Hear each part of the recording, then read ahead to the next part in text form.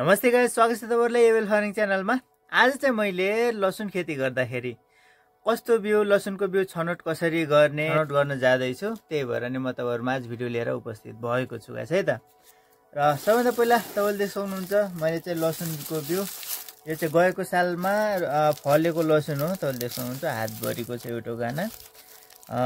र हामीले चाहिँ कसरी लसुनको बिउ छनौट गर्छौं भन्दाखेरि तपाईले देखाउँछु। यहाँनिर चाहिँ एउटा गाना लिएको छु यति ठुलो तपाईले देख्नुहुन्छ।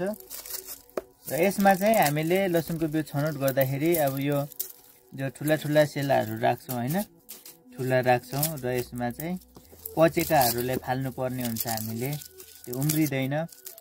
र यसमा पनि कुनै सेलाहरू यस्तो भएको हुन्छ, यिनीहरूलाई साइड गर्नुपर्छ। मैले चाहिँ यो साइड गरेको सेलाहरू तपाईले देख्नुहुन्छ, त्यो मसिना सेलाहरू म सबै साइड गरेको छु है। देख्नुहुन्छ यति साना साना छ। यसले चाहिँ हामीले सबै दानाहरूमा हुन्छ यस्तो, हामीले चाहिँ यसले साइड गर्नुपर्ने हुन्छ। र यहाँ चाहिँ बिउको लागि छनौट गरेको तपाईले देख्नुहुन्छ यति ठुला ठुला सेलाहरू चाहिँ बिउको लागि छनौट गरिएको हो। मैले चाहिँ यहाँ तपाईले देखाउँछु, यसरी बाहिरको चाहिँ ताल जानु हुँदैन है।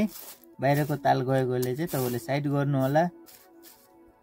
पराई चाहिँ सानो र यो देखाउनुहुन्छ यो ठुलो सेला, तर बाहिरको ताल गएर फुटिसकेपछि मैले चाहिँ यो साइड गरेको छु। र फाइनली गाइस अर्को मेन इम्पोर्टेन्ट कुरा चाहिँ के हो भन्दाखेरि सेला बनाउँदाखेरि तपाईले यहाँ देख्नुहुन्छ यो चाहिँ पुरानो जरा हो। अनि यो पुरानो जरासँग चाहिँ यो टाइट वाला चाहिँ यहाँ बसेको हुन्छ है। तपाईले चाहिँ यो बनाउँदाखेरि यो ख्याल गर्नुपर्ने हुन्छ, यसले चाहिँ यसरी भाँचा तपाईले फाल्नु पर्ने हुन्छ है यसरी, नत्र भने नयाँ जरा आउन दिँदैन। भित्रबाट जो नयाँ जराहरू आउँछ त्यो आउन दिँदैन। त्यही भएको कारणले यसरी सेला बनाउँदाखेरि त्यो कुराहरूमा चाहिँ ध्यान दिनु होला।